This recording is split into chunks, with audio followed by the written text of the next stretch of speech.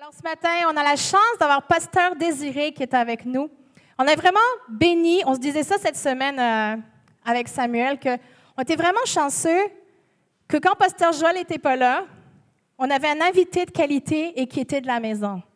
Qu'on avait Pasteur Désiré qui est avec nous, c'est toujours un plaisir de le recevoir, d'avoir ses enseignements. Alors ce matin, on veut lui souhaiter la bienvenue. Puis vas-y Désiré, toute la place est... Ça c'est le signal qu'il faut que j'arrête de parler. Toute la place est à toi. Bon matin. Je vais mettre entre les deux. Bon matin Oasis, on est vraiment, c'est vraiment une joie à chaque fois que j'ai l'occasion de pouvoir parler avec vous. Et je crois que merci encore à Émilie, je ne la vois pas, mais merci pour ce temps Merci pour ce temps de louange, pour ce temps qu'on a eu. C'est beau d'être dans la présence de Dieu. C'est beau de pouvoir être sensible à l'Esprit de Dieu, pour nous amener comme cela à découvrir l'amour de Dieu, à découvrir et à pouvoir vraiment élever une louange vers Dieu. Ce matin, j'avais eu à cœur de pouvoir mener un message qui va même s'étendre sur, je dirais, deux parties. Il y a une première partie ce matin.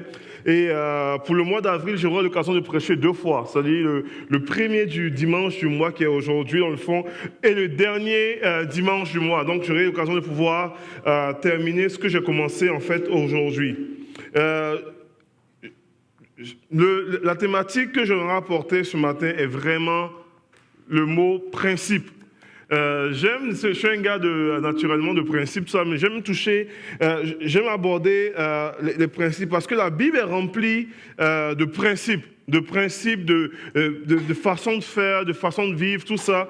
Et si on me demandait, c'est quoi Désiré ton livre préféré? Je vous dirais que mon livre préféré se trouve être l'épître de Paul à Timothée, la deuxième, pas la première. Et c'est une épître qui est assez particulière.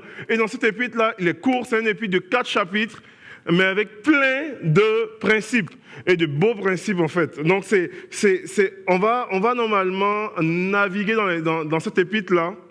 Et alors qu'on va naviguer dans cette épître-là, on va en même temps aussi découvrir des principes, des choses qui sont utiles pour nous. C'est pas juste quelque chose qui est extrêmement lointain, qu'est-ce que Paul a dit à Timothée en 65 après Jésus-Christ, mais comment est-ce que ces principes-là de ce que Paul a déclaré à Timothée, d'enseignements qu'il a donné, les conseils qu'il a prodigués, comment est-ce qu'aujourd'hui, en 2017, en le mois de mars 2017, comment est-ce que, avril finalement, comment est-ce que cela vient nous rejoindre, comment est-ce que cela vient nous toucher, comment est-ce que cela vient nous parler en tant que tel. Il y a de la richesse dans l'épître de Paul à Timothée.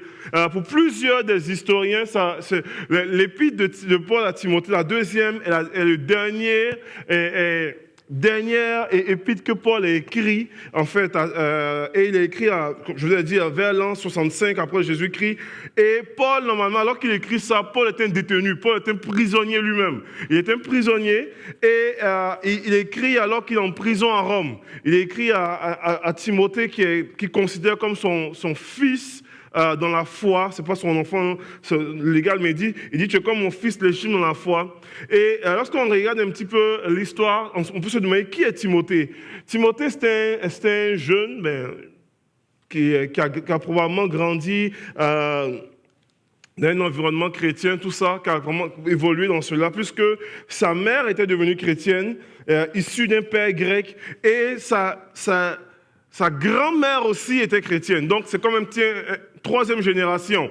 Donc, c'est un petit peu l'image de certains jeunes pour avoir été pasteur jeunesse pendant plusieurs années. Il y a plusieurs de nos jeunes qui sont des chrétiens de deuxième génération. Les parents sont devenus chrétiens, eux aussi le sont, etc. Tout ça. Donc, Timothée a un petit peu cette image-là de ce chrétien-là, que sa mère et sa grand-mère sont chrétiennes.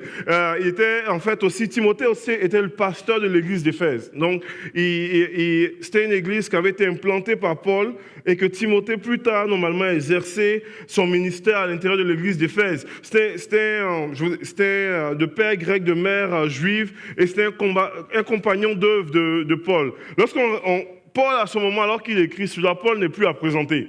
L'apôtre Paul a fait toutes ses preuves. L'apôtre Paul a implanté des églises de façon extraordinaire. L'apôtre Paul est reconnu, son ministère est reconnu. C'est un apôtre reconnu. En même temps qu'il est reconnu, en même temps il est violemment attaqué par toutes sortes de juifs qui veulent normalement mettre son ministère à plat. D'où la raison pour laquelle il est détenu, il est en prison à cause de l'évangile. Donc, Paul, d'un côté, tu vois un vieillard, Paul est littéralement un vieillard, tu vois littéralement un vieillard qui est à la fin de sa vie, qui est vraiment, qui a déjà tout prouvé, qui a déjà, même dans l'épître au Timothée, il dit « j'ai combattu le bon combat ». Paul n'a plus rien à prouver, n'est plus à présenter, il a en fin de vie et il est prêt à passer le témoin, il est prêt à passer le flambeau, le relais à un jeune qui, lui, normalement, a tout à prouver, qui est dans une église qui a déjà débuté, qui a déjà ses parents qui étaient déjà chrétiens. Et puis, on voit littéralement de par le conseil que Paul le prodigue, qu'il est absolument intimidé. Là. Paul lui dit, en fait, ne méprise pas ta jeunesse, ne crains pas. C'est que plein de conseils parce que tout autour de lui, il y a des gens qui ont probablement changé la couche. Comprenez-vous un petit peu? Qui ont déjà vu évoluer, qui ont dit, oh, c'est un petit jeune, et puis finalement, aujourd'hui, c'est lui qui prend l'église, etc. Mais les conseils que Paul va lui prodiguer sont extraordinaires. Les principes que Paul va lui prodiguer sont extraordinaires. Pourquoi est-ce que je prends cette épître-là? Je crois réellement qu'il y a des leçons dans ce que Paul va apporter. Et l'épître à Timothée est ce qu'on appelle, fait partie des 3 épîtres pastoraux de Paul. Où est-ce que Paul, normalement, va donner des conseils pastoraux, des conseils comme quelqu'un qui prend soin. Et je crois réellement qu'il y a des leçons qu'on peut retirer pour nous de façon très concrète dans notre vie aujourd'hui. Et qui croit au miracle? On va essayer de réaliser un miracle aujourd'hui. Habituellement, j'ai 2 points, j'ai 3 points. Là, normalement, aujourd'hui, j'ai 7 principes pour une vie chrétienne équilibrée.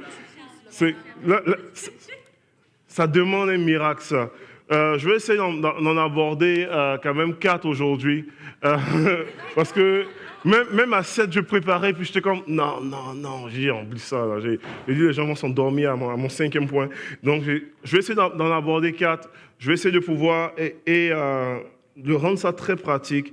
Et puis, si le temps permet, on va pouvoir normalement, la prochaine fois que j'aurai l'occasion de m'adresser à vous, je vais pouvoir en fait aborder les autres. Donc, il y a 7 principes qui peuvent ressortir de l'épître de Paul à Timothée, la 2e épître.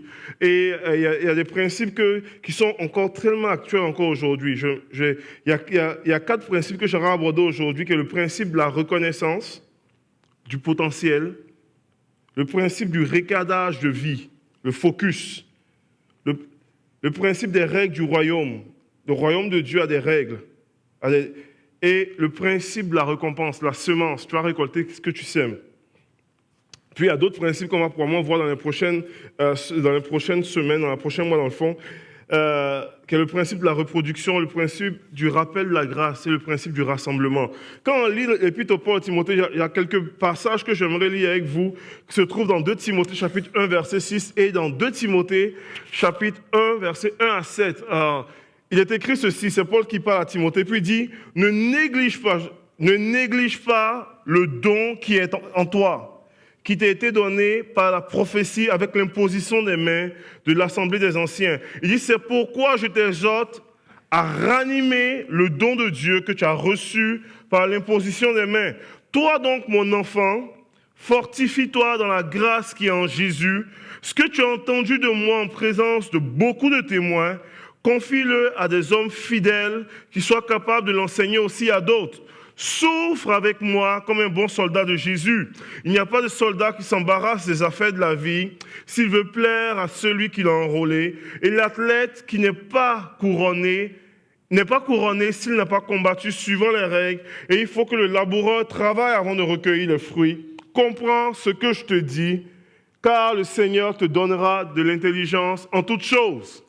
Paul shoot littéralement, il est à la fin de sa vie, il shoot littéralement des conseils, des principes, des perles, toutes sortes de choses, et qu'on peut prendre littéralement chaque phrase et chaque verset, et il y a tout un univers derrière chaque phrase et chaque verset. Comprenez très bien que Paul est conscient qu'il vit les derniers moments de sa vie et que ce qu'il dit est extrêmement percutant et sérieux. Il niaise pas avec la POC. Il ne parle pas de la game du Canadien, du lighting. Là. Il parle des vraies choses de la vie. Comprenez-vous un petit peu? Il est en train de parler de choses tellement précieuses pour un jeune qui part et qui a tout littéralement à comprendre et à saisir. Et il y a les principes qu'on peut ressortir. Le premier principe que j'aimerais aborder ce matin, c'est vraiment le principe de la reconnaissance du potentiel de Dieu, la reconnaissance du don de Dieu. C'est Paul parle à Timothée, puis dit à Timothée, il dit ne néglige pas le don qui est en toi, qui t'a été donné par prophétie avec l'imposition des mains dans l'assemblée. Il dit ranime le don. Il dit il y a quelque chose en toi que Dieu a posé, que tu as besoin de ne pas négliger. Comprenez? Un des éléments, puis je vous ai dit, Timothée était un jeune qui démarrait, mais en même temps, sa mère était chrétienne, sa grand-mère était chrétienne, et l'apôtre Paul dit normalement que même sa grand-mère était comme une mère spirituelle pour lui. Comprenez? Donc, Timothée a grandi dans des souliers qui étaient vraiment en général des gros souliers. Il a grandi dans une église où est-ce que les gens, ou dans un milieu où est-ce que quand même les gens avaient commencé à expérimenter Dieu. Donc il y a une facilité à pouvoir facilement se sous-estimer, à ne pas reconnaître ce que Dieu a mis en toi. Parce que quand tu regardes les autres, tu dis, il me semble que ça c'est naturel. Comprenez-vous un petit peu? Il y a des gens normalement des fois qui peuvent avoir cette tendance-là. Même dans l'église aujourd'hui encore, ne juste pas reconnaître que Dieu a mis quelque chose en toi, que Dieu a mis un potentiel en toi, que Dieu a mis une grâce en toi, que Dieu a mis quelque chose en toi qui est différent. Moi, je suis issu d'une famille où est-ce que tous mes frères et sœurs sont chrétiens. Et j'ai donné ma vie au Seigneur normalement dans un contexte où est-ce que tous mes frères et sœurs étaient chrétiens. J'avais mon grand frère, je me rappelle très bien, j'avais mon grand frère qui déjà m'appelait le pasteur, qui est toujours pasteur en passant, et qui déjà avait vécu des choses surnaturelles, il avait déjà vécu des miracles, il prêchait déjà, il avait déjà prié pour un aveugle il avait déjà vécu le miraculeux. Donc, je me rappelle, il me racontait normalement son expérience de baptême du Saint-Esprit, puis c'est passé chez nous, où est-ce il explique qu'il a vécu une expérience choc, comme s'il était électrocuté, il a parlé en langue toute la nuit, c'est vraiment des choses vraiment waouh là, anormales et paranormales. Et puis moi, quand j'ai vécu ces choses-là, moi, je pouvais quasiment entendre mes néons, il n'y avait rien là, aucune expérience, aucun sentiment il y avait même pas une petite brise légère qui me fait sentir comme, ouh, Dieu est là quelque part. Il n'y avait rien là, il n'y avait rien. J'ai très groundé, on n'a jamais prié pour moi, et puis j'ai vécu une expérience, une vision, rien là. J'ai toujours été frette. Pendant que les gens vivent les choses comme pétées, là, moi, c'était très, très naturel. C'était ça, mais c'est vrai. Vous riez, mais c'est vrai. Donc, après ça, on te dit, non, tu as appelé au ministère, Dieu a appelé bien plus lui qui vit les choses pétées. Il me semble que moi, je ne vis rien. C'est vraiment ça, là. Et j'avais ce défi personnel-là de moi-même reconnaître que Dieu a mis quelque chose en moi. Parce que je me considérais comme quelqu'un de moyen. Moyen, c'est que j'ai moyen. Je ne me considérais pas comme poche, parce que j'ai une belle estime de moi, mais je ne me considérais pas comme quelqu'un aussi de super hot. J'étais toujours un bon moyen. Moyen dans ma vie chrétienne, moyen dans mes choses. Puis il y a des gens, je parle de ça, parce qu'il y a des gens qui sont dans l'église ici, et puis peut-être ils peuvent voir des gens vivre des choses surnaturelles, et puis voir les choses, et puis qui sentent la présence de Dieu, tout ça, et puis ils regardent leur vie, puis ils ont l'impression qu'ils sont moyens. Ils ont l'impression que, il me semble que moi je vis pas ces choses pétées là. Il me semble que je suis très, très, très à terre dans ma vie. Mais ce matin, Dieu veut te dire, ne pas négliger le don qu'il a mis en toi. Ne pas négliger le don qu'il a mis en toi. Parce que ce qui peut te sembler moyen, ce qui peut te sembler... ce qui peut te sembler moyen, Dieu peut faire des choses extraordinaires avec ça. Vous savez, dans les Écritures, là, Moïse avait un outil moyen. Il avait un bâton. Et alors qu'il avait un bâton, normalement, Dieu utilisait cela pour pouvoir faire du miraculeux avec ça. Vous savez, dans les Écritures, David avait un outil moyen. Il avait normalement une fronde et puis une lance. Mais Dieu a pu faire quelque chose d'extraordinaire avec ça. Dans les Écritures, normalement, la veuve de Sarepta avait une ressource moyenne, un peu de farine et un peu d'huile pour nourrir une personne. Mais pendant 3 ans, elle a nourri une prophète et son enfant avec ça. Comprenez-moi un petit peu? Dans les Écritures, là, le garçon aux 5 pains et 2 poissons, on ne dit même pas son nom, il avait normalement des ressources moyennes. Mais dans la main de Dieu, c'était assez pour pouvoir nourrir une foule de 5000 hommes, sans compter les femmes et les enfants. Dans les Écritures, là, on peut avoir des ressources moyennes. Tu peux avoir des choses qui peuvent te sembler moyennes. Mais la Bible t'invite à reconnaître ce que tu as. À reconnaître ce que tu as. À reconnaître ce que tu as. Vous savez, j'aime la parabole des talents. Lorsqu'on regarde la parabole des talents, on parle de quelqu'un, un qui en avait 5, l'autre qui avait 3, l'autre qui avait 2, un talent, etc. Et on connaît, pour ceux qui ne savent pas l'histoire, il y a un maître qui confie les talents et puis qui dit normalement à chacun il part en voyage, il faut faire fructifier les talents. Finalement, celui qui a 5 en fait fructifier, il en amène 10. Celui qui en a 2 en fait fructifier, il en amène 4. Et celui qui a un seul talent, lui, va l'enterrer le talent dans la terre. Et quand le maître revient, il redonne le talent qu'il a. Et l'histoire que finalement, celui qui a un talent est réprimandé par le maître. Mais Jésus va laisser un enseignement par rapport au talent. Et il va dire normalement, l'histoire des talents veut illustrer un enseignement. Et l'enseignement que Jésus veut illustrer à travers les talents est celui-ci. Il dit, car normalement, on donnera à celui qui en a et il sera dans l'abondance. Mais à celui qui n'en a pas, on l'ôtera même ce qu'il a. La réalité, c'est que celui qui dit qu'il n'en a pas, ce n'est pas parce qu'il n'en a pas. Parce que s'il n'en avait pas, on n'a rien à ôter, à quelqu'un qui n'en a pas. La réalité est que celui qui disait qu'il n'en avait pas, il en avait peu, mais il ne le reconnaissait pas. Comprenez-vous un petit peu? Vous me suivez? Vous êtes avec moi? Je ne vous ai pas perdu là. Et il dit à celui normalement qui n'en a pas, même ce que tu as, on va te l'ôter. Parce que dans le fond, tu as quelque chose, sauf que tu ne le reconnais pas. Et la Bible, normalement, nous invite à pouvoir reconnaître ce que tu as. Qu'as-tu aujourd'hui? Qu'as-tu aujourd'hui? Il y a une dynamique où est-ce que Dieu nous appelle à ne pas mépriser ce qu'il a mis. Même si ça paraît tellement moyen, même si ça paraît tellement petit. Qu'as-tu aujourd'hui? Qu'as-tu aujourd'hui qu'il a posé en toi? Qu'as-tu aujourd'hui? Nous sommes dans une société où est-ce qu'on nous invite à pouvoir, puis on parle au niveau spirituel, mais même dans les choses concrètes de la vie. Qu'as-tu aujourd'hui? Nous sommes tellement invités à pouvoir mépriser ce qu'on a et à pouvoir aspirer à plus, à pouvoir... Puis j'ai rien contre l'ambition, comprenez-moi très bien.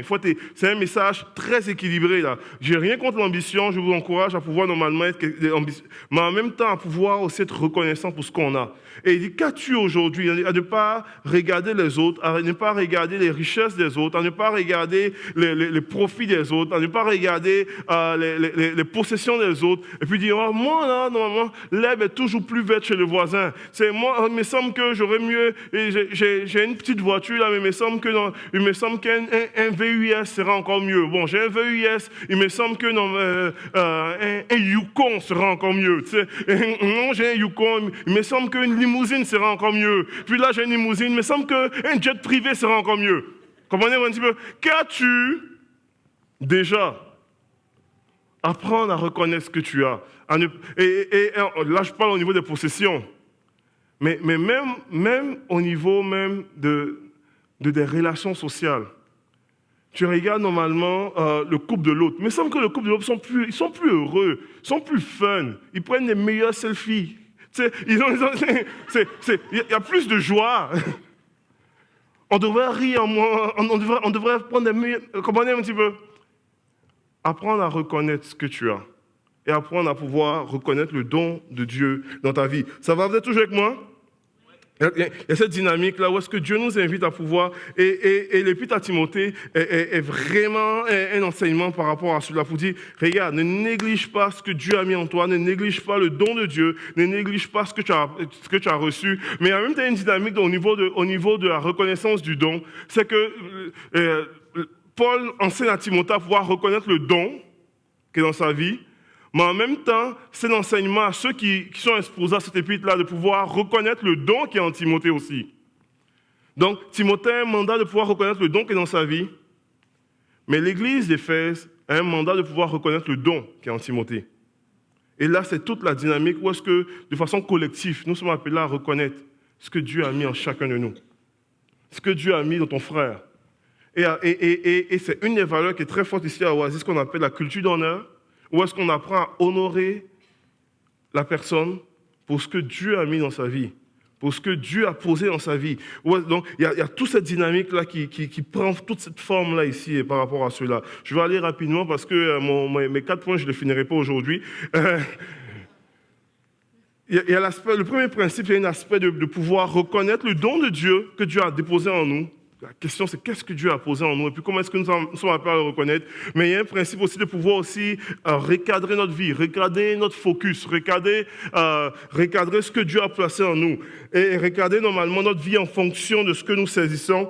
Et c'est l'apôtre Paul qui dit à Timothée, il dit « Souffre avec moi comme un bon soldat de Christ ». Il dit « Il n'y a pas de soldat qui s'embarrasse des affaires de la vie s'il veut plaire à celui qui l'a enrôlé. » Et il dit « L'athlète n'est pas couronné s'il n'a pas combattu suivant les règles, et il faut que le laboureur travaille avant de recueillir les fruits. » Il y a 3 images que l'apôtre Paul utilise ici, puis je vais aller rapidement par rapport à cela. Il utilise l'image du soldat, l'image de l'athlète et l'image du laboureur. Ce sont des images qui sont fortes là, et qui sont pleines de sens alors qu'il écrit ce texte-là par rapport à cela. Et ce sont des images que moi, pour moi, elles me parlent d'une façon particulière. Et la première image, c'est l'image du soldat qui garde le focus. Et il dit normalement, il n'y a pas de soldat qui s'embarrasse des affaires de la vie s'il veut plaire à celui qui l'a enrôlé. Il dit, toi là, réalise que tu es comme un soldat et tu ne peux pas normalement t'embarrasser de toutes sortes de choses si tu veux plaire à celui qui t'a appelé. Et une des choses les plus réelles qu'on vit dans le 21e siècle, c'est que le monde nous invite à nous embarrasser de toutes les choses de la vie. Comprenez un petit peu? Nous sommes des gens, et jamais dans l'histoire de l'humanité, l'homme n'a jamais été aussi performant à réaliser des choses. Mais paradoxalement, jamais dans l'histoire de l'humanité, l'homme n'a jamais été aussi occupé. Comprenez un petit peu? On est suroccupé, on a plusieurs combats à faire, plusieurs défis à avoir, plusieurs épreuves. Et en même temps, Paul dit, si tu as besoin de réaliser quelque chose, tu ne peux pas t'embarrasser de toutes ces choses-là. Il faut apprendre dans ta vie à discerner les combats. En fait, Paul enseigne normalement à Timothée en disant, tu as besoin normalement de combattre le bon combat. La réalité est que tu auras beaucoup de combats. Et nous avons beaucoup de combats. Je ne sais pas pour vous, mais je regarde ma vie et mon agenda, je suis bien occupé. En général, nous sommes tous bien occupés. Vous êtes d'accord avec moi? Un petit peu, quand même. À moins que tu n'aies rien à faire. Mais en général, nous sommes bien occupés. Nous sommes bien occupés et des fois, nous avons le devoir de pouvoir choisir nos combats. Et croyez-moi, j'ai aimé un des messages de Sean Smith qui t'a apporté ici. Et une des pensées qu'il a apportées, puis il disait, la pensée était comme, il disait normalement qu'il y a des montagnes qui ne valent pas la peine de mourir dessus. J'ai vraiment aimé ça. J'ai comme fait, waouh, c'est vrai ça. Et c'est vrai, il y a des combats qui ne valent pas la peine d'être vécus. Il y a absolument des combats qui ne valent pas la peine d'être vécus. Et des fois, nous sommes appelés à choisir nos batailles. Nous sommes appelés à discerner Parce que les combats, croyez-moi, je ne suis pas un prophète de malheur, vous en aurez beaucoup. Il y aura toutes sortes de combats. Il y a plein de combats. Et nous avons besoin de discerner les combats de nos vies. Nous avons besoin de discerner et de choisir. Il dit, et de combattre le bon combat. Et des combats qui valent la peine de mettre l'énergie. Un des gros succès de l'ennemi dans nos vies n'est pas de pouvoir nous amener à nous tirer dans les choses que Dieu ne veut pas de notre vie.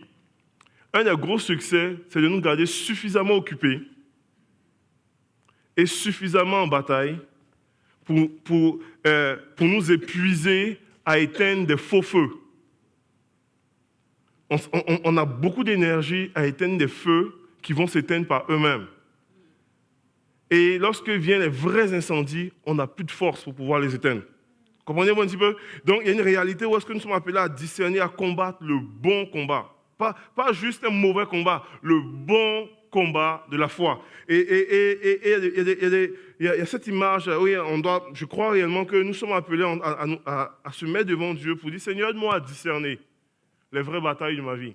Aide-moi à discerner les vrais combats et à combattre le bon combat, à choisir mes combats et à laisser faire les faux feux, les fausses batailles, à pouvoir normalement éviter de me tenir sur des batailles qui ne valent pas la peine, à éviter les montagnes qui ne méritent pas que je meure dessus, à vraiment focaliser, à garder, à vivre une vie de focus qui choisit des priorités. Il y a des combats que nous devons mener. Et il y a des combats que nous devons mener dans notre vie, il y a des combats que nous devons mener dans notre travail, il y a des combats que nous devons mener dans notre ministère, dans notre couple, dans toutes sortes d'aspects de notre vie comme cela, où est-ce que nous sommes appelés à discerner, à le saisir. Une des choses que je donne comme conseil, pour ceux qui ont suivi des cours de préparation au mariage avec moi souvent, lorsque je parle de toutes les gestions de conflits, il y a une phrase que je dis souvent, je dis, je vais peut-être encore un peu de malheur, mais il dit, vous allez avoir des chicanes. Ça va arriver, que peut-être être un peu tendu. Ça arrive, ça. Et tous ceux qui sont mariés savent que ça arrive. Non, ça n'arrive pas. Hein. Ça peut arriver. Et je dis, quand ça va arriver, la question n'est pas de savoir si ça arrive. Il dit, quand ça va arriver, ayez cet esprit-là que vous êtes avant tout une équipe. Il dit, vous êtes une équipe. Première chose que vous devez réaliser, vous êtes une équipe. Et la deuxième chose que vous devez réaliser, c'est que le but, normalement, du conflit n'est pas de chercher qui a raison, mais de pouvoir trouver une solution. Et dit ça va faire une différence. Parce que si vous voulez vous battre pour savoir qui a raison, c'est une mauvaise bataille. Parce que là, vous sortez des gants de boxe et puis chacun, que le meilleur gagne, qui a raison, et puis on s'argumente et on contre-argumente, et puis on escalade, et puis celui qui parle le mieux, celui qui est capable de pouvoir, qui est un bon avocat, est capable de pouvoir gagner la bataille. Tu sais. Mais quand on choisit lorsqu'on décide de pouvoir aller sur la bataille de la solution, ça fait toute une différence. C'est quoi la solution? Puis il dit, ça fait partie des principes là, de dire, OK, on choisit nos combats. Il y a des combats qui ne valent pas la peine d'être menés. Ça va? Vous êtes toujours avec moi? Là, je vois que vous êtes toutes calmes, peut-être, je ne sais pas, mais en tout cas, on continue. Je pense que je crois réellement que c'est pertinent de ce que j'apporte aujourd'hui dans le contexte. Dans le contexte.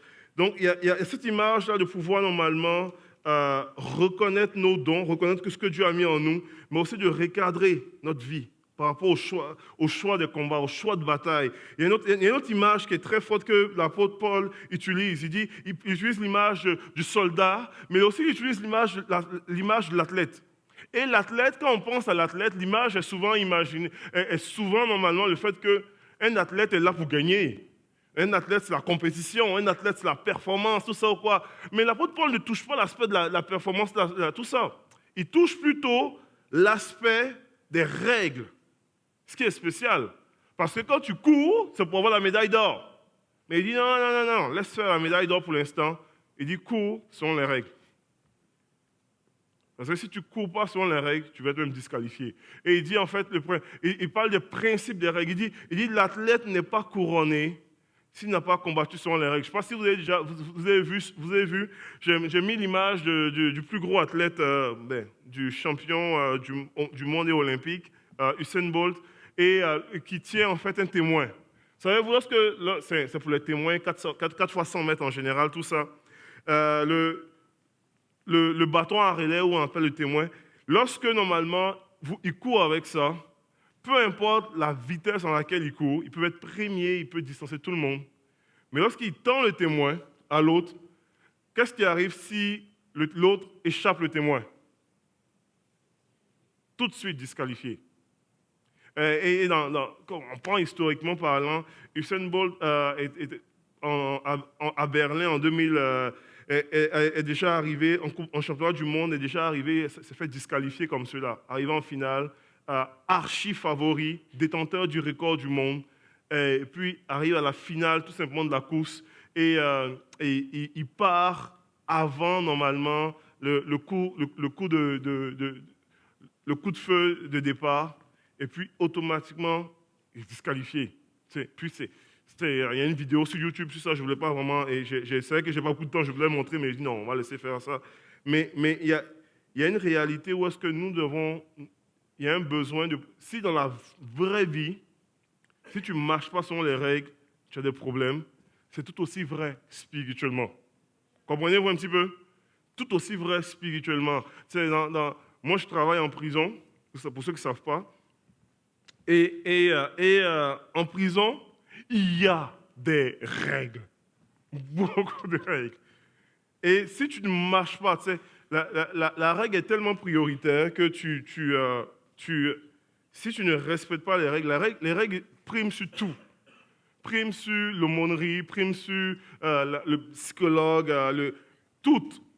Et si tu ne marches pas selon les règles, tu es dans le trouble. Si tu mets en risque la sécurité de l'établissement, t'as beau être l'aumônier le plus talentueux, t'as beau être le plus aimé de tous les détenus, t'es renvoyé. Comprenez-vous un petit peu? Ce qui est vrai dans le monde physique, elle l'est aussi spirituellement. Le royaume de Dieu est rempli de règles, est rempli de principes. On n'aime pas entendre ça, c'est pas populaire, c'est vrai, tout ça ou quoi, parce qu'on veut vraiment... mais le royaume de Dieu a des principes. Il y a les principes du royaume qui existent dans les Écritures. Jésus dit normalement, il parle de la réalité, il dit prenez mon joug. C'est pas populaire, les gens n'aiment pas entendre ça, parce qu'on dit nous sommes sous l'aide de la grâce. Il dit prenez mon joug, car mon joug est doux et mon fardeau léger. Pas populaire, je vois qu'il y a un silence des cathédrales, mais je vais continuer un bout avec ça. Parce que c'est bon ce que je dis. Là, il y a souvent des faux concepts qu'on a besoin de réaliser en tant que croyant. Souvent, on est dans un air où est-ce qu'on parle même, puis je me rappelais à l'UDM, quand je faisais la maîtrise, on parle de cette idée de liberté, mais une liberté comme, oh, fais ce que tu veux, fais ce que... tout et on essaie de pouvoir justifier une espèce de liberté dans un concept de grâce qui n'est pas nécessairement la grâce telle que décrite dans les Écritures. Puis, croyez-moi, je crois au message de la grâce. Je crois profondément à la grâce de Dieu. Je crois profondément que la grâce de Dieu est vraiment au-delà est vraiment un Dieu qui pardonne, peu importe, tu n'as rien à faire parce que Dieu t'a aimé, Dieu te pardonne, tout ça ou quoi. Et je crois vraiment à cette dynamique-là où est-ce que la grâce de Dieu, au-delà du pardon, est une puissance qui te rend libre. Comprenez-moi, la puissance qui brille, qui te rend libre. Mais comprenez-moi très bien, la grâce de Dieu est la puissance qui te rend libre pour choisir. Comprenez-vous? Ça va? Ça va? Je vais répéter ça. La grâce de Dieu est une puissance qui te rend libre pour choisir. Pour choisir sous quel joug tu vas aller. Parce que tu peux normalement vivre la grâce de Dieu et retourner sous le joug du péché, ou tu peux vivre la grâce de Dieu et décider et dire, bon, moi je vais me mettre sous le joug du Seigneur Jésus. Et Jésus dit, moi mon joug à moi, là, il est doux et mon fardeau léger. Donc tu as la liberté, tu vis la grâce de Dieu, une pleine liberté pour choisir qui sera maître dans ta vie. Mais quelqu'un sera maître. Comprenez-vous un petit peu? Donc il y a des règles dans le royaume. Donc, ce n'est pas juste, oh, fais ce que tu veux. Tu sais, on a une notion de la liberté qui souvent dit, oh, écoute ton cœur, puis fais comme tu le dis, etc. Quoi. Puis, moi, je le dis, je travaille en prison. Je rencontre régulièrement des gars, tout ça ou quoi. Croyez-moi, c'est pas, tu peux pas. Cette semaine, j'ai rencontré une personne qui a accepté Jésus dans mon bureau, mais qui a des défis majeur, tu sais, il n'est pas encore, il est en cheminement, défi majeur avec la pédophilie. C'est majeur là. Puis il me partage ses combats. Comprenez-moi très bien, est-ce que vous comprenez que je ne peux pas lui dire, écoute ton cœur. Comprenez-vous? Non, n'écoute pas ton cœur, s'il te plaît. Non, tu sais. La réalité est celle-ci, c'est écoute Dieu et que Dieu guide ton cœur. Ça, c'est ça la réalité. Il y a vraiment des notions comme cela que la Bible nous enseigne à pouvoir saisir, à pouvoir comprendre. Les principes du royaume. Où est-ce que tu as besoin de combattre selon les règles. C'est l'idée de la vie chrétienne, c'est une vie à l'eau de rose, une vie câline, ours, tout est beau, tout est cute. Vous êtes d'accord avec moi? Pour ceux qui sont chrétiens, savent qu'il y a des fois où est-ce qu'on vit des épreuves. Il y a des fois où c'est moins évident. Il y a des fois où est-ce qu'il y a toutes sortes de situations qui arrivent. On n'est pas... mais nous sommes plus que vainqueurs par celui qui nous fortifie. Il y a cette réalité-là. Donc, il y a des règles dans le royaume qui sont réelles. Et nous sommes appelés à pouvoir avancer et à progresser. Tu peux pas, il y a des choses sur lesquelles il y a des principes. Les principes de la dîme, le principe normalement de la foi pour voir le miraculeux. Il y a des principes qui sont tellement réels, qui ont besoin de pouvoir normalement être vus. Qui ont besoin de pouvoir normalement être embrassés. Et l'apôtre Paul comprend ça et puis dit l'athlète qui respecte les règles normalement. L'athlète n'est pas couronné s'il n'a pas combattu selon les règles. Je vais terminer, je ne vais pas être très long ce matin. On voit normalement cette image-là de reconnaître les dons, de focusser, de choisir tes combats, des batailles, de pouvoir aussi avancer selon les règles du royaume. La Bible est remplie de beaux principes. Avancer selon les règles du royaume pour une vie équilibrée. Avancer selon les règles du royaume pour une vie abondante, pour la grâce de Dieu sur ta vie. Mais je vais terminer avec le dernier principe ce matin. Puis on va pouvoir prier ensemble sur le principe de la récompense. La Bible parle du fait que Dieu nous aime et nous sommes appelés à pouvoir vivre des récompenses. Pas lorsqu'on va aller dans la vie éternelle. Nous sommes appelés à avoir une vie abondante aujourd'hui. Comprenez? La Bible parle, Jésus dit, je suis le bon berger. Puis il parle d'une vie abondante qui découle normalement de notre vie. Moi, je crois que nous sommes appelés à être bénis. Et mieux que cela, nous sommes déjà bénis. Pas dans l'éternité, nous sommes bénis ici même. Et l'apôtre Paul touche le principe de la récompense et il touche aussi, dans un contexte assez particulier, il parle du laboureur. Et puis il dit, il faut que le laboureur travaille avant de recueillir les fruits.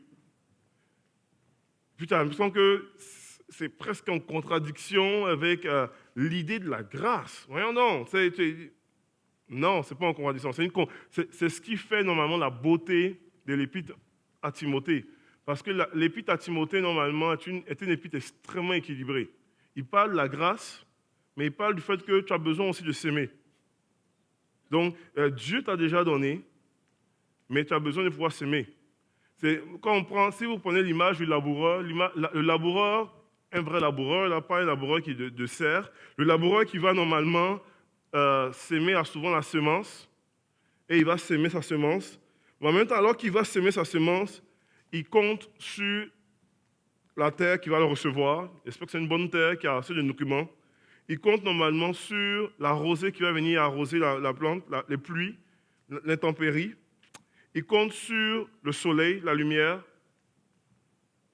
Et la Bible même utilise cette image en disant le laboureur va s'aimer, qu'il veille ou pas, qu'il dorme ou qu'il veille, il ne sait pas normalement quand la plante sort de terre. Donc, mais il doit faire quand même le devoir de s'aimer. celui qui fait croître et celui qui apporte normalement la semence à maturité, c'est Dieu. Donc, l'image normalement, l'image du principe de la sémence n'exclut pas normalement la grâce de Dieu. Que Dieu manifeste sa grâce quand même. Mais nous sommes appelés à pouvoir être des gens qui s'aiment. Ça va? C'est ça l'équilibre un petit peu. Et l'image est quand même assez particulière parce que dans la sémence, dans la sémence, tu as tout le potentiel du fruit. L'apôtre Paul va aller plus loin dans Galates et il va dire normalement, ne vous y trompez pas. On ne se moque pas de Dieu. Il dit, ce qu'un homme aura semé, il le moissonnera aussi. Ça va? Ma question à chaque fois que je lis ce passage-là est celle-ci. Qu'est-ce que je sème? Qu'est-ce que je sème dans ma propre vie? Qu'est-ce que je sème dans mon ministère? Qu'est-ce que je sème dans ma relation avec mon épouse? Qu'est-ce que je sème dans ma relation avec mes enfants? Qu'est-ce que je sème dans mon travail? Qu'est-ce que je sème?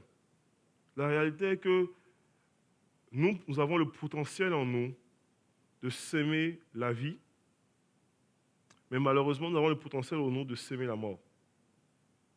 En fait, la Bible déclare ceci, que la vie et la mort se trouvent au pouvoir de notre langue. Comprenez-vous un petit peu? Nous avons le potentiel en nous de s'aimer ce qui est vivant, ce qui est glorieux, mais nous avons le potentiel en nous de s'aimer quelque chose d'extrêmement néfaste et mauvais.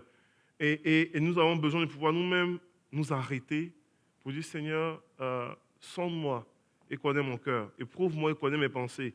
Seigneur, je veux choisir ma semence afin que ce que je vais s'aimer tous les jours, dans ce que je fais, dans ce que je suis, dans mes relations, dans ce que je vais s'aimer, puisse apporter la vie, puisse apporter quelque chose de puissant, puisse apporter quelque chose de vivant, puisse encourager, puisse relever, puisse exhorter, puisse bâtir, puisse normalement planter, puisse inspirer, instruire, puisse être une source de vie.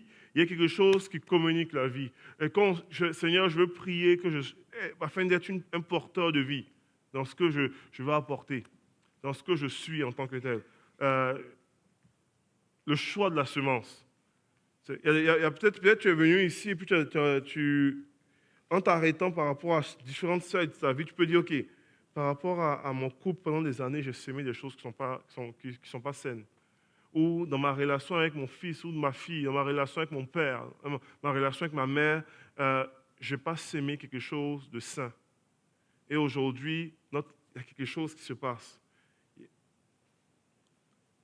La bonne nouvelle, c'est que ce n'est pas la fin de l'histoire. Et on peut choisir de pouvoir semer autrement, en tant que tel. On peut choisir de pouvoir dire, Seigneur, je vais semer autre chose dans ma vie.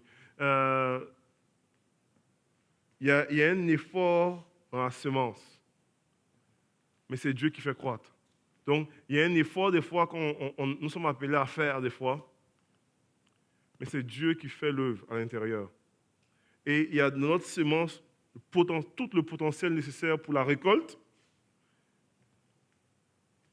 Et ce qui est intéressant, c'est que dans la récolte que nous avons, nous récoltons, pour ceux qui, il y a encore un autre potentiel pour la semence de nouveau. Et Dieu nous appelle à pouvoir être des gens qui s'aiment et qui s'aiment la vie. Amen. Je vais terminer, puis je vais inviter les musiciens à avancer. Je vais terminer avec cette pensée. Je vous ai raconté tout à l'heure, puis les gens riaient, par rapport au fait que dans mon contexte à moi, je suis né dans une famille qui suivait le Seigneur aussi, chrétienne, etc., tout ça. Et je me suis souvent considéré comme quelqu'un de moyen. Souvent. Je n'avais pas de problème d'estime de soi, pas nécessairement, mais pour moi, j'étais comme un bon... J'étais dans la moyenne par rapport à ma passion pour Dieu. Je pouvais regarder juste mes frères et mes soeurs, puis je voyais des gens qui semblaient plus en feu que moi. Au niveau du miraculeux, je voyais des gens qui vivaient plus le miraculeux que moi. J'allais à l'église et puis je ne me considérais pas comme le gros potentiel de ministère international. Ouais. Il y a des gens qui comment on appelle, qui avaient étaient plus en feu que moi. Je raconte mon témoignage, puis des fois je raconte, je dis, j'ai vécu des moments où est-ce que j'étais dans le jeûne et prière pendant 12 jours. Puis les gens disent, waouh, il était consacré, tout ça ou quoi. Mais, du lieu coin où est-ce que je me trouvais, c'était courant. C'était même pas une question de, il était consacré, là. Ma soeur avait jeûné 21 jours, mes deux soeurs avaient jeûné 21 jours, mon frère avait déjà jeûné. C'était courant, les gens jeûnaient beaucoup. On faisait, on dit, Désiré, restait des heures, on priait. Tous les vendredis, il y avait des veillées de prière de 21h à 6h du matin. C'était courant. Comprenez-vous un petit peu? C'était courant. Donc pour moi, peut-être ça donne l'impression que, waouh, mais vous allez en Côte d'Ivoire, c'était pas waouh, là, c'est comme moyen, c'est normal. Et je me suis souvent considéré comme ça. Je suis souvent considéré dans cette dynamique de très moyen au niveau de mes affaires, très moyen même par rapport à ce que je sentais que Dieu me dirigeait, moyen.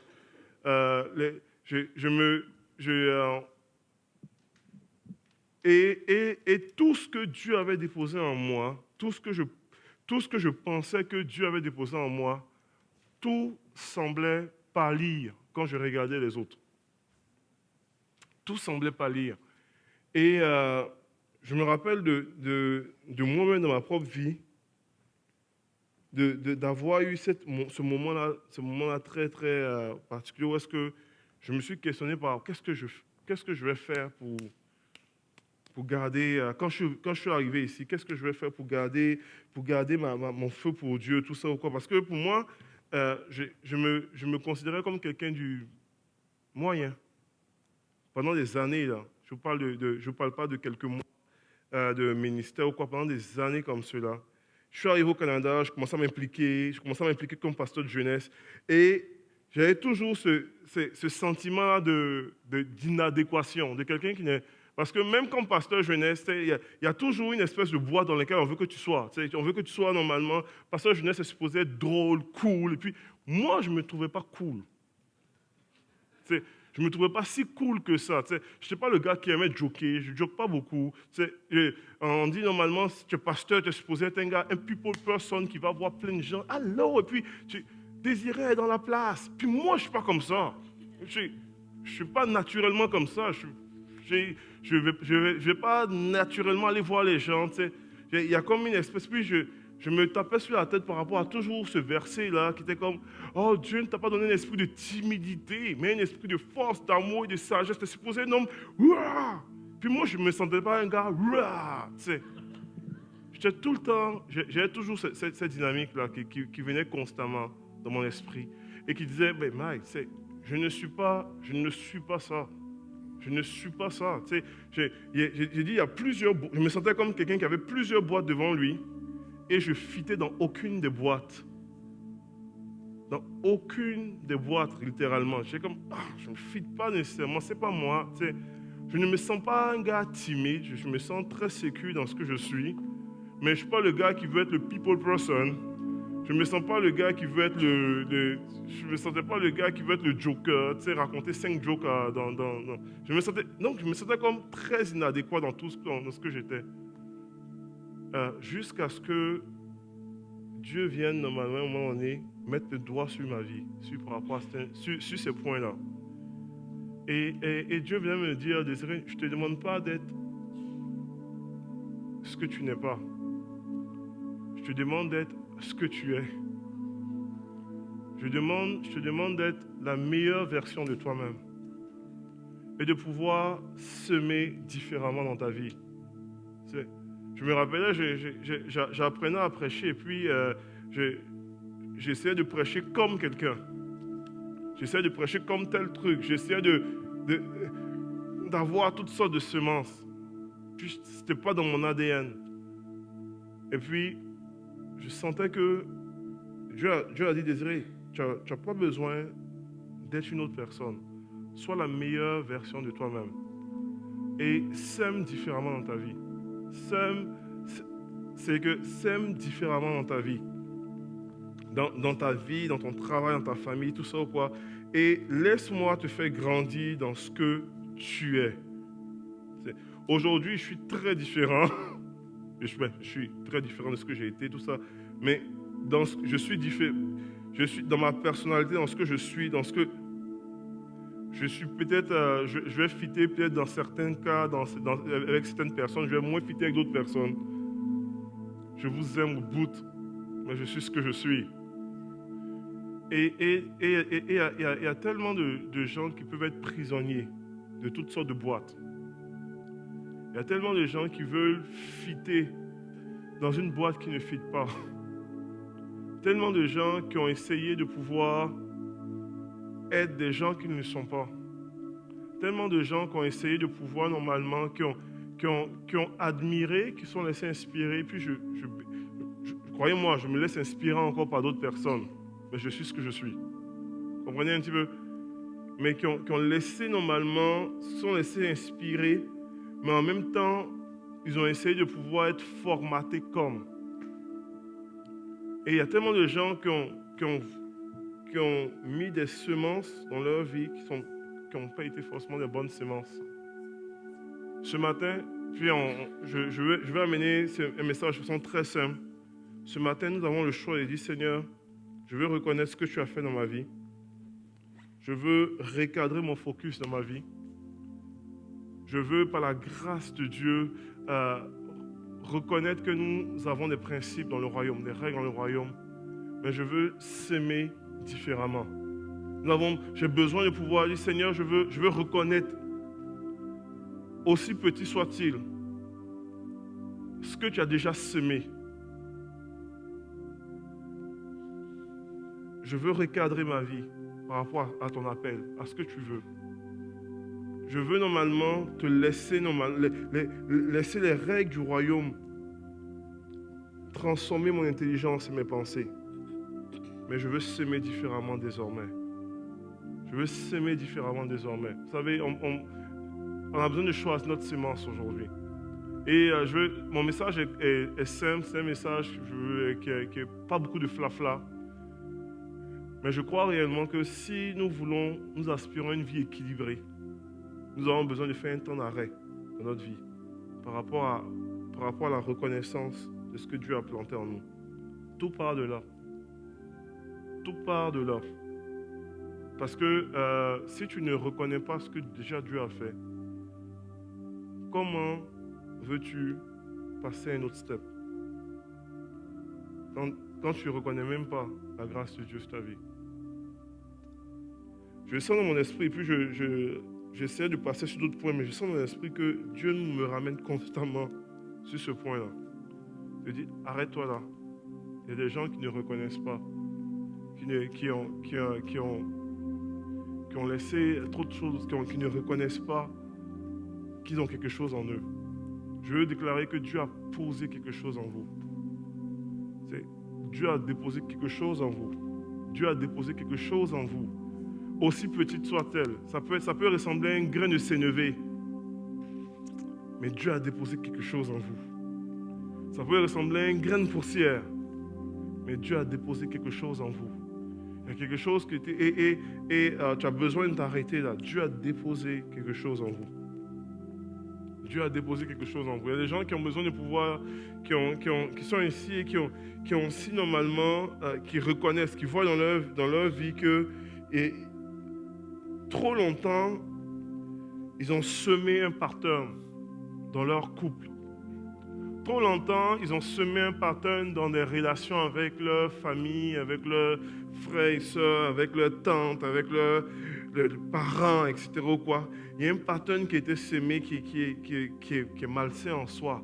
Trop longtemps, il y a une situation, là, je veux parler dans la vie d'une personne qui normalement, dans sa relation avec un de ses proches,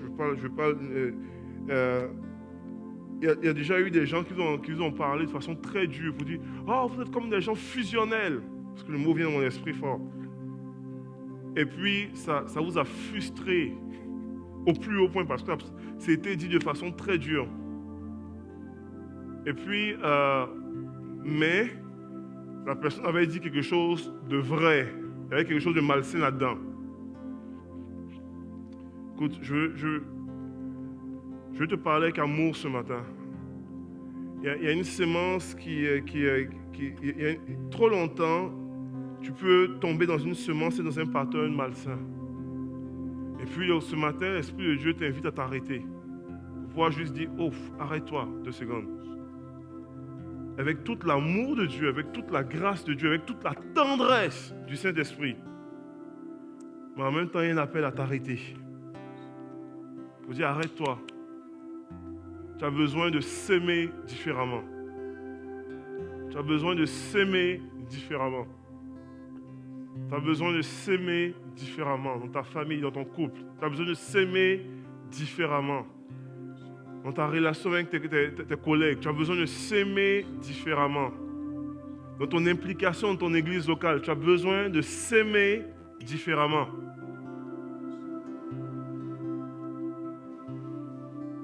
Seigneur, je veux prier pour chaque personne ici. Seigneur, tu le connais, Seigneur. Je veux prier pour chaque personne. Je prie que tu puisses rencontrer, tu puisses toucher dans le nom de Jésus. Tu puisses vraiment, Seigneur, faire une œuvre, un ministère extraordinaire. Si ce matin, il y a des gens qui sont vraiment interpellés dans les aspects du message, j'ai vraiment à cœur de faire une démarche. Ce n'est pas quelque chose que je fais souvent, mais j'ai à cœur de faire cela. Vous savez, j'ai parlé de la semence et on parle de ce que tu auras semé, tu le moissonneras. J'aimerais inviter des gens, des hommes et des femmes ce matin, des jeunes, à pouvoir avoir une semence de foi.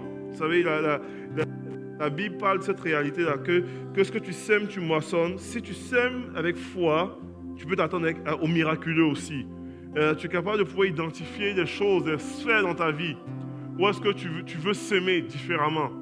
Et j'aimerais en fait inviter les gens qui sont saisis par rapport à cela. Dire, Seigneur, je veux venir devant toi. Je veux reconnaître ce que tu as déposé en moi, mais je veux venir devant toi avec une semence de foi. Ça peut être dans tes finances, ça peut être dans ta famille, ça peut être avec ton conjoint, ça peut être dans ta relation avec X personnes. Mais je veux venir avec une semence de foi pour dire, Seigneur, je viens avec foi s'aimer différemment. Et on va venir avec le poing devant Dieu, comme si on a une semence dans notre main. Pour dire, Seigneur, je veux s'aimer différemment. Je veux s'aimer différemment dans ma relation. Je veux s'aimer différemment dans mes finances. Je veux s'aimer différemment dans mon ministère. Mais je veux s'aimer différemment dans le nom de Jésus. Est-ce que nous allons s'aimer avec foi? Nous pouvons nous attendre à un miraculeux, à récolter.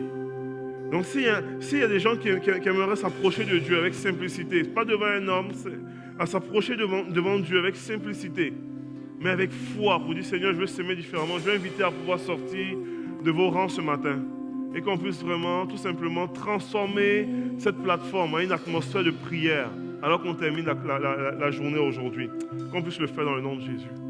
Alléluia.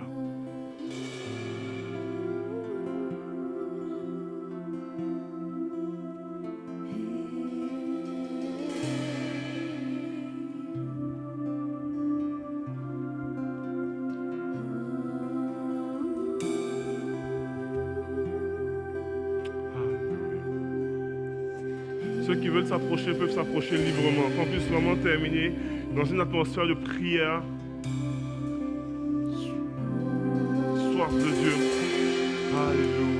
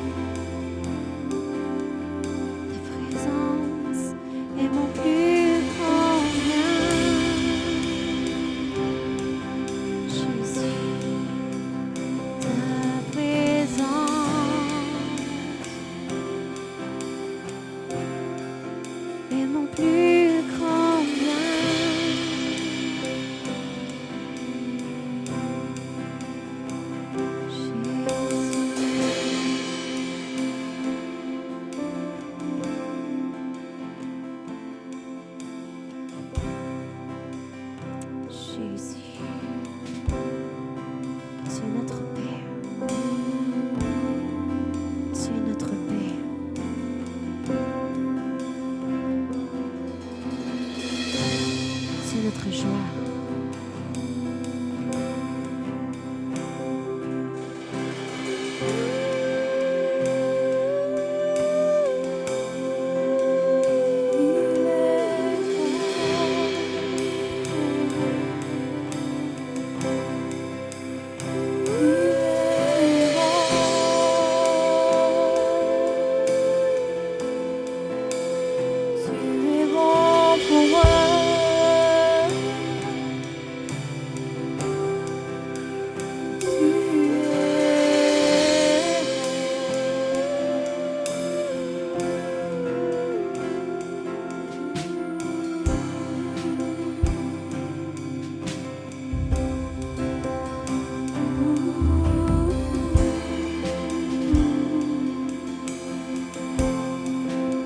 Si vous désirez rester dans cette attitude de prière, vous pouvez rester.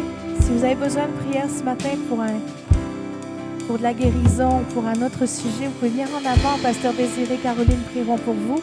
Sinon, on vous relâche. Il est midi d'aller chercher vos enfants au service de garde. Ne pas oublier de me remettre vos cartons connexion et de vous inscrire pour ceux qui désirent participer la semaine prochaine au niveau d'accueil. On vous souhaite un très bon dimanche. Soyez bénis et une très bonne semaine. Puis merci à tous ceux qui nous suivent sur le live. Passez une très belle semaine. Soyez bénis, soyez renouvelés par son amour. Amen.